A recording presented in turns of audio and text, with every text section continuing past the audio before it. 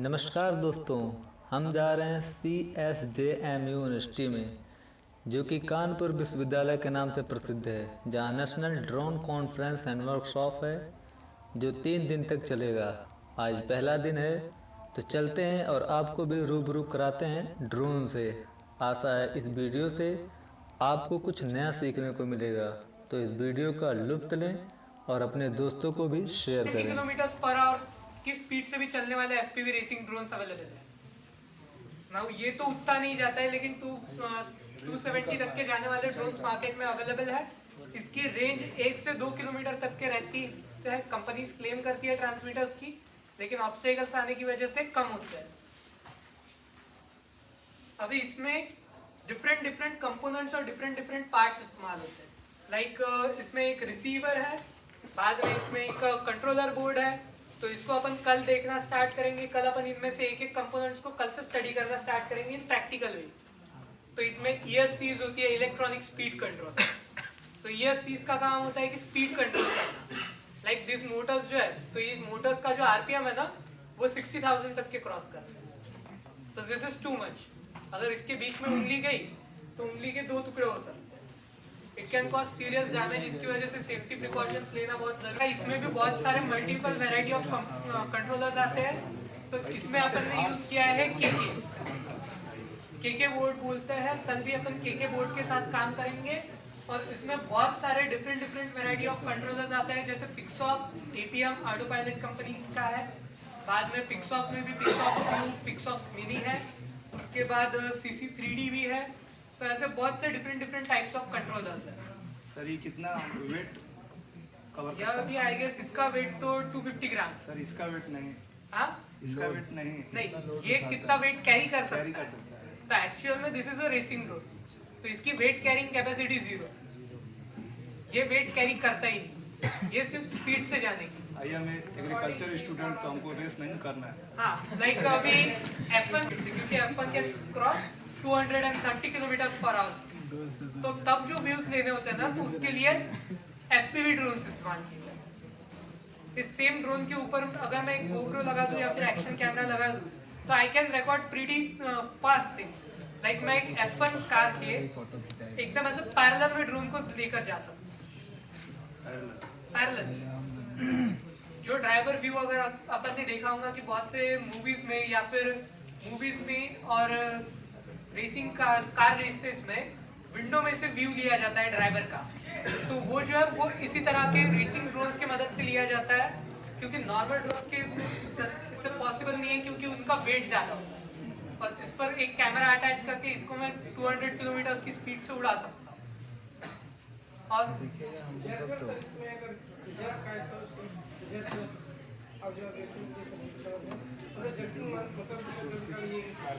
हाँ, तो इनका जो क्वेश्चन, हाँ, तो वो जो क्वेश्चन है, इनका कहना है कि जर्क्स आते हैं। अब इसमें जो कंट्रोलर बोर्ड इस्तेमाल करते हैं ना, तो आई गेस एक्सेलरोमीटर पता है, triple axis, XYZ 3 dimensional axis. तो इसमें जो कंट्रोलर होता है ना, उसके अंदर होता है एक्सेलरोमीटर या फिर गायरो सेंसर। एक्सेलरोमीटर और गायरो सेंसर। तो इसका फंक्शन क्या होता है? इसका फंक्शन होता है कि X एक्सिस, Y एक्सिस और Z एक्सिस स्पेसिफिक वैल्यूज मिलते हैं। लाइक ये अपन इसको बोलते हैं PIDs भी बोला जाता है, PID सेटिंग सेट की है। तो इसके बारे में अपन कल और ब्रीफली डिस्कस करेंगे। अगर ये प्रॉपर नहीं रहा कैलिब्रेशन X और Y एक्सिस का, तो इसकी 30 यूनिट्स की राइट मूवमेंट पे इसने अगर गलती से 20 यूनिट्स इतना लिया, तो ड्रोन क्रैश हो जाएगा, 25-30 हज़ार का नुकसान हो जाएगा।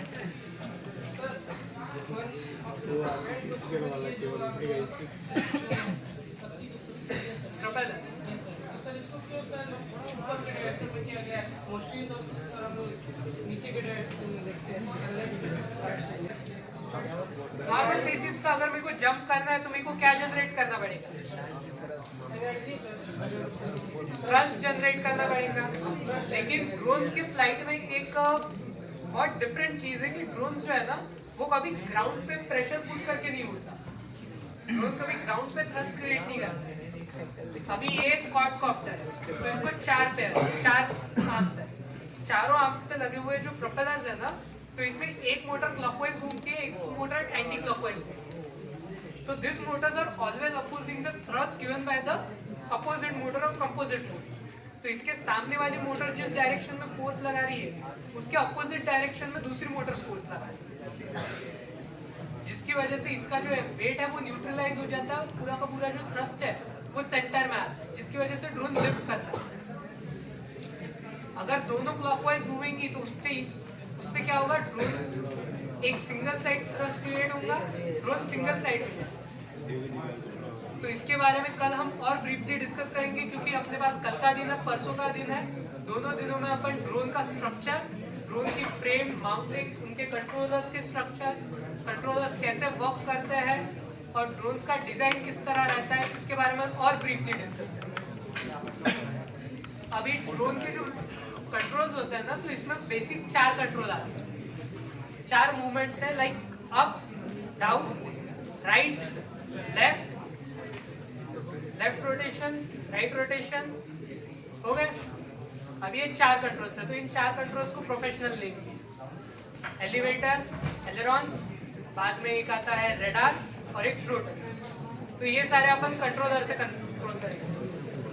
और एलेरॉन या फिर एलिवेटर और एलेरॉन, तो इसका फंक्शन क्या होता है कि अगर this gives a forward movement, down पे देता है बैकवर्ड मूवमेंट, राइट, लेफ्ट। तो ये मूवमेंट्स कल अभी इस पर अपन सिमुलेटर भी आता है कि डायरेक्ट अपन किसी ड्रोन को ग्राउंड में ले जाकर फ्लाई करके देख नहीं सकते, क्योंकि डीजीसीए के कुछ रूल्स है। इसके लिए पहले आपको सिमुलेटर्स पे प्रैक्टिस करनी पड़ती है, सिमुलेशंस। जब आप सिमुलेशंस पे ड्रोन्स को फ्लुएंटली उड़ा सकते हो, तो एजुकेशनल पर्पस के लिए drones which are under 250 grams आप इजीली उड़ा सकते हो without any rules and regulations. वही अगर आपको 250 ग्राम्स के ऊपर का ड्रोन उड़ाना है जिसका स्पीड 100 किलोमीटर/आवर से ज़्यादा क्रॉस होता है, तो उसके लिए आपको परमिट लगता है, परमिशंस लगते हैं। वही एजुकेशनल एरियाज में अलाउ करते हैं लर्निंग के लिए, लेकिन फिर भी आपको लाइसेंस की ज़रूरत लगती है। चलिए स्टार्टअप करना चाहते तो मैं थोड़ा ब्रीफ कर देता हूँ उसमें। जो हमारे पास गवर्नमेंट संस्थान है उसमें तो 100% सब्सिडी मिल जाती है अपने को प्रोडक्ट पे। बाकी इंडिविजुअल फार्मर्स है तो 40% लेते हैं, जो एफपीओ है वो 75%, एफपीओ ग्रुप में अगर कोई परचेस किया तो उसके लिए 25% सब्सिडी मिल जाती है। तो उस हिसाब से आप आइडिया लगा लीजिए, अगर आप खुद का सोच रहे हैं कि हम अगर आने वाले टाइम में आपको जॉब की बहुत शॉर्टेज है, एग्रीकल्चरल ऐसा सेक्टर है कि आपको कहीं भी जॉब की ऐसा खत्म तो होना नहीं है, आपका खुद का बिजनेस है, आप ड्रोन लेके और काम स्टार्ट कर सकते हो। आपने पीछे प्राइसिंग देखा, प्राइसिंग से आपको एक रेवेन्यू का आइडिया लग गया होगा कि आप क्या रेवेन्यू जनरेट कर सकते हो अगर आप इसको लार्ज स्केल पे करो, ठीक है। अब इसमें कुछ सेफ्टी फीचर है, जैसा इसमें देखिए फीचर्स में एफपीवी कैमरा है, जैसा मैंने बताया कि फर्स्ट पायलट व्यू एफपीवी को बोलते हैं। हम ड्रोन के साथ स्प्रे करते हैं, जैसे फोटोग्राफी ड्रोन में हमारे रिमोट में सारा डाटा शो करता रहता है, तो ऐसे क्या है सेम डाटा ऐसा रहता है हमारे पास, और डाटा स्टोर भी होता रहता है। टेरेन फॉलोइंग अपना है कि हमारे पास लैंड हमेशा प्रॉपर तो रहती नहीं, हमारे पास फ्लैट सरफेस है यूपी में मान चलिए तो यहाँ पे, लेकिन टेरेन फॉलोइंग क्या करता है, कहीं पे मान चलिए कि हमारा कॉन्टिन्यूअस खेत 1 एकड़ है, नेक्स्ट एकड़ क्या है वो 2 फीट नीचे दबा हुआ है, फिर उसके बाद फिर उठा हुआ है, तो उस चीज में टेरेन में हमने एक पर्टिकुलर हाइट डाल दी थी। जब हमारा ड्रोन स्प्रे कर रहा है वो 8 फीट से स्प्रे करना है, तो 8 फीट के ऊपर स्प्रे करने के लिए जो हाइट का 2 फीट का डिफरेंस आ रहा है उसको वहाँ पे कवर कर लेगा। और ये तो फ्लैट सरफेस हो गया। बाकी अगर हम टेरेन पे हिल्स एरिया में जाए तो ऐसा नहीं कि हमने यहाँ पे लगा रखा है हिल्स से आपके सामने और सीधे जाके ऐसे क्या बोलते हैं इसमें लड़ जाए, तो ऐसा कुछ नहीं है। तो वो उस एंगल को भी मेंटेन करता है ताकि आपको हिल एरिया भी इजीली कवर हो जाए। तो ये फीचर्स इसके बहुत अच्छे होते हैं। ऑब्स्टिकल अवॉइडेंस है, ऑब्स्टिकल अवॉइडेंस कोई भी ऑब्स्टिकल हो, चाहे वो खेत है तो ऑब्वियसली हमारे पोल्स हैं, बहुत सारे बहुत बारीक वायर्स हैं, तो उससे उसको अवॉइड करता है ताकि आपका डैमेज ना हो।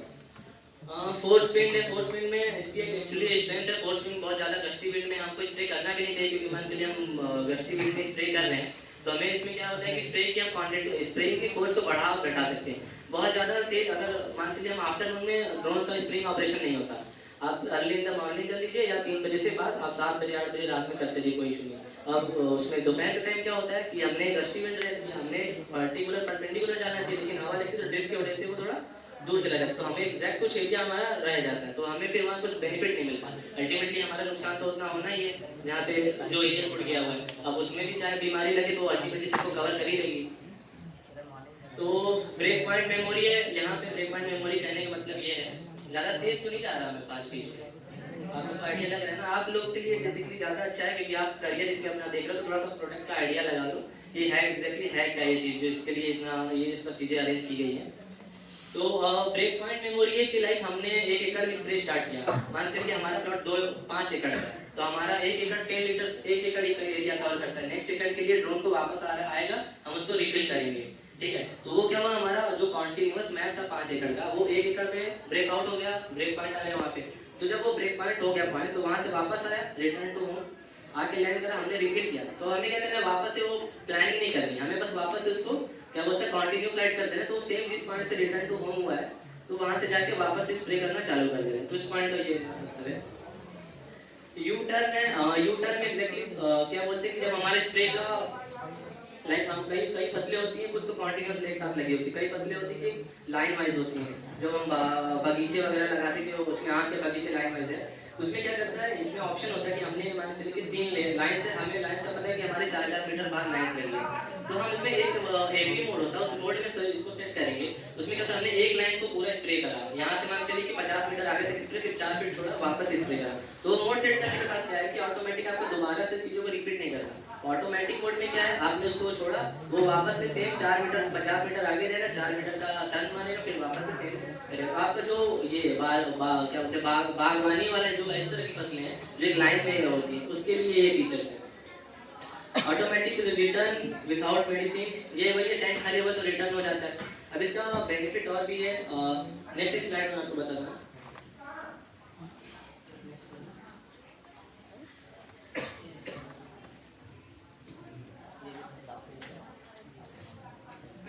थोड़ा सा इसको बिजनेस स्ट्रेटेजी में देखते हैं कि क्या हम इसमें ड्रोन में अगर हम अपना करियर देख रहे हैं, हम एग्रीकल्चरल डिपार्टमेंट में तो पढ़ाई कर ही रहे हैं, ठीक है, लेकिन हम इसके साथ साथ एक अच्छा करियर भी ऑप्शन देख सकते हैं।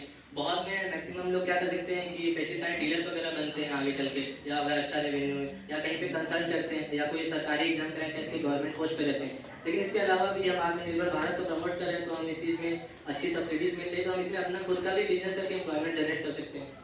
अब इसमें क्या है कि अपना एग्रीकल्चरल रेंटल सर्विस, अब सब बंदा तो 10-10 लाख रुपए की मशीन खरीद नहीं सकता या 8 लाख की मशीन खरीद नहीं सकता। तो आपने जैसे क्या करना है, आपका ग्रुप बना, आपके पास आइडिया, आपने वेंचर्स में पैसे लगाए, साथ में सबने 2-2 ढाई जितना ग्रुप परसेंटेज में पैसे लगाए, ड्रोन ले लिया, ड्रोन लेके रेंटल सर्विस चालू कर दिया। इसमें क्या है, अब रोज का एक ड्रोन में क्या होता है कि आप एक ड्रोन से 25 to 30 एकड़ ऑपरेशन कर सकते हो।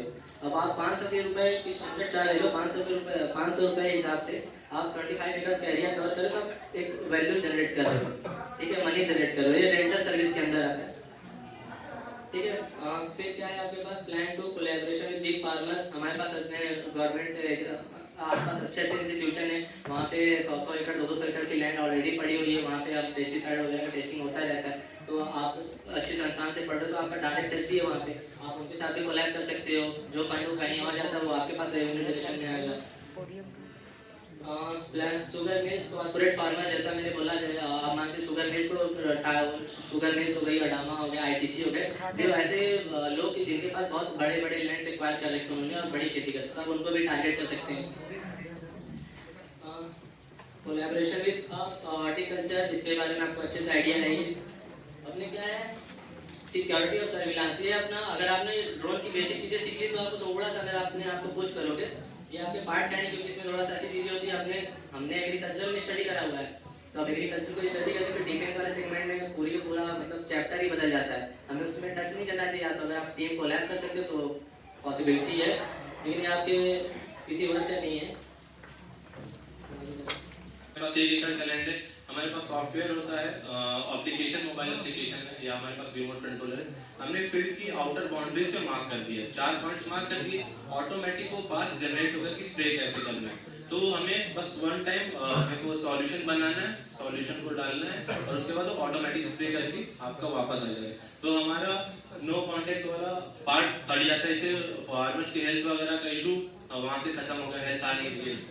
दूसरा है कॉस्ट इफेक्टिव है, हम इसको 300-400 मतलब फसल के अकॉर्डिंग कॉस्ट इफिशिएंट बहुत ज़्यादा नहीं कर सकते, लेकिन अगर हम काम करके हम फुल डे में, अगर मैं लैंड ओनर हूँ, मैंने किसी को 400 रुपये दिए हैं, वो एक दिन में मेरा एकड़ ही कर, तो उस हिसाब से हम लेके जा रहे हैं कि हमारे पास 10 एकड़ एरिया है, उसके लिए 10 डेज का टाइम भी हमारा, तो पैसे की वैल्यू लगता है। जो काम हम एक दिन में कर सकते हैं उसके लिए 10 दिन का वेट क्यों करना। हमें कॉस्ट बहुत देना पड़ता है, उस चीज़ को मिनिमाइज किया गया है। तो ये प्रॉब्लम सबसे पहले हमारे पास वाटर वेस्टेज होती है। अब हमारे पास जो करंट में चीज़ें हैं, जो एप्लीकेशन है ड्रोन में, कहाँ हम यहाँ पे आप देख सकते हैं 100 लीटर के आसपास में हम अपना वाटर वेस्ट करते हैं, और उसके बाद उसका जो एग्जैक्ट आता है उस जब हम स्प्रे करते हैं पौधों के ऊपर या पेड़ों के ऊपर, तो उसमें भी ऐसा रहता है कि कहीं पे ज़्यादा हो गया है, कहीं पे कम हो गया, उसमें क्या बोलते हैं प्रिसीजन नहीं रहता। अब इसमें क्या है, इसमें हमने वाटर परसेंटेज को बहुत ही कम कर दिया, 10 लीटर में लेके आए हुए हैं, मतलब 10 से 30 लीटर के बीच में। और आपने नैनो यूरिया मार्केट में ट्रेंड प्रोडक्ट है, जिसका हमने ट्राई भी किया एक सीजन पूरा, जिसपे आपको बनाना पे कुछ पेस्टिसाइड तो हमने ट्राई किया हुआ है। जो पेस्टिसाइड हमने ट्राई किया इस एरिया में, वो अपने राइस पे अच्छा इफेक्ट है, अपने ज्यादा दूर नहीं गोरखपुर का ही रिजल्ट है, वहाँ पे 50+ फार्मर्स ने हमसे स्प्रे कराया हुआ है, उसका अच्छा पॉजिटिव रिजल्ट है। क्योंकि जब हम टेक्नोलॉजी ले रहे हैं साथ से, जो स्प्रे करने के बाद सीजन के बाद ही हमें पता चले कि ये इफेक्टिव है कि नहीं। तो वहाँ पे हमें जो करंट में अभी जो हमारे पास रिपोर्ट है, उसमें हमें शुगर कैन पे इफेक्टिव है, अपने बनाना पे इफेक्टिव है, मैंगो ट्री पे हमने ट्राई करा हुआ है, वहाँ पे भी इफेक्टिव है, अपने राइस और क्या बोलते हैं वीट पे भी इफेक्टिव। तो ये हमारे पास इसका डाटा है, तो ये हमारे पास इफेक्टिव चीज़ है। साथ में टाइम कंज्यूमिंग, अगर 1 एकड़ देखा जाए, 1 एकड़ देखा जाए आप फार्मिंग फील्ड में आपको 1 एकड़ में मैनुअल स्प्रे करते हैं, तो टाइम ये 1 डे तो नहीं लगता, लेकिन कम से कम 2 से 3 घंटे लग जाते हैं, अगर बहुत फास्ट करने वाला यंग पर्सन है। बाकी ओल्ड एज में जाते तो टाइम टेकिंग लग जाता है, लेकिन हमारा जो ड्रोन है वो 5.50 मिनट अप्रॉक्स 6 मिनट में 1 एकड़ एरिया कवर कर देता है। ठीक है, तो हमारा जो टाइम कंज्यूम होता है फुल डे में 1 एकड़ को करने पे, वहाँ पे हमने टाइम को कस्टमाइज, टाइम को क्या कर लिया कि सेव कर लिया वहाँ पे। फिर दूसरा है लेबर अवेलेबिलिटी वायर करा है, जिसमें हमारा सर्विस चलता है। इसमें बिहार में मोकामा डिस्ट्रिक्ट में 4000 एकड़ का है, चेन्नई में चेंगलपट्टू इलाका पूरा हमारे अंदर है, हम उस एरिया में स्प्रेइंग कवर कराते हैं, एज अ डीलरशिप मॉडल में हमारा चलता है। और हमारे यूपी में गोरखपुर का इलाका है, तो जो गोरखपुर में हमारे एक बहुत वेल नोन है, एक बार मीडिया कवरेज में मिली, गणेश जी, वो प्रॉपर फार्मर है, उन्होंने तो पढ़ाई भी नहीं करी है, लेकिन एक अच्छे पायलट है एग्रीकल्चर ड्रोन के, तो वो भी वहाँ पर अच्छा स्कोप कर रहे हैं। और साथ के साथ जैसे हमारे जो अपकमिंग टारगेट्स हैं, हमारी जो शुगर कैन्स की मिल है, उनके पास अच्छे खासे लैंड है, तो हमारे पास कुछ ऐसे प्रोडक्ट भी हैं जैसे मिल को फायदा बेनिफिट होने वाला है, तो हमारे साथ उनके साथ भी डील चल रही है कि हमें उनको उनका जो प्री पोस्ट हार्वेस्टिंग वर्क है उस वर्क में हमें स्प्रेइंग का काम दें यहाँ पे, ताकि हम उनको यील्ड प्रोडक्शन अच्छा दे, यील्ड के साथ साथ प्रोडक्शन में उनको रेवेन्यू भी बढ़ाए पर एकड़ पे। तो हम आपको कुछ बेसिक चीज मैं आपको बता देना चाहता हूँ। जैसे हमारा स्टेबलाइज हम 2017 में हुए थे, लेकिन बीच में ऑपरेशंस में क्या होता है ट्रेनिंग मॉडल्स हमने स्टार्ट करा था फील्ड में काम करना, बेसिक स्टूडेंट्स को ट्रेनिंग वगैरह देते थे, क्योंकि हमारा कॉलेज पास आउट बैच था उसमें। उसके बाद क्या हुआ कि हम प्रोडक्ट पे शिफ्ट हुए। प्रोडक्ट में हमने जब एक्सपीरियंस हमारा हो गया, तो हमने एग्रीकल्चर ड्रोन की स्पेशली फोकस किया, क्योंकि वो एक बूस्टअप मार्केट है हमारे लिए।